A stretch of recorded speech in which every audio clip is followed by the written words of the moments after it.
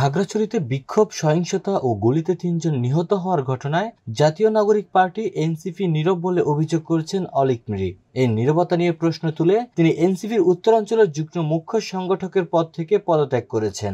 গারো সম্প্রদায়ের তরুণ অলীক মীর এনসিপির কেন্দ্রীয় কমিটিতে ক্ষুদ্র নৃগোষ্ঠী সম্প্রদায়ের একমাত্র প্রতিনিধি ছিলেন। পদত্যাগের কথা বলতে গিয়ে অলীক মীর ফেসবুকে এনসিপি নেতা হান্নান মাসুদের বক্তব্যের বিষয় উল্লেখ করেন। তার বক্তব্যকে তিনি মিথ্যাচার বলে অভিযোগ করেন। পাহাড়ি এক কিশোরীকে দলবদ্ধ ধর্ষণের অভিযোগের ঘটনাকে কেন্দ্র করে খাগড়াছড়িতে বিক্ষোভ, সহিংসতা ও গুলির ঘটনা ঘটে। সোমবার বেলা 11:15টার কিছু পরে নিজের ভেরিফাইড ফেসবুক অ্যাকাউন্টে এক পোস্টে অলীক মীর লিখেছেন, খাগড়াছড়িতে আদিবাসী কিশোরী ধর্ষণ, আদিবাসীদের উপর হামলা, আদিবাসীদের বসতবাড়িতে অগ্নিসংযোগ ও ৩ জন আদিবাসীকে হত্যার ঘটনা নিয়ে এনসিপি নীরবতা এবং ধর্ষণ নিয়ে এনসিপির নেতা আব্দুল হান্নান মাসুদের মিথ্যাচারের প্রতিবাদে আমি অলীক মীর এনসিপির উত্তরাঞ্চলীয় কেন্দ্রীয় যুগ্ম মুখ্য সংগঠকের পদ থেকে পদত্যাগ করে দলের ইমেইল এবং দপ্তরের দায়িত্বপ্রাপ্ত ব্যক্তিদের কাছে পদত্যাগপত্র পাঠিয়েছি।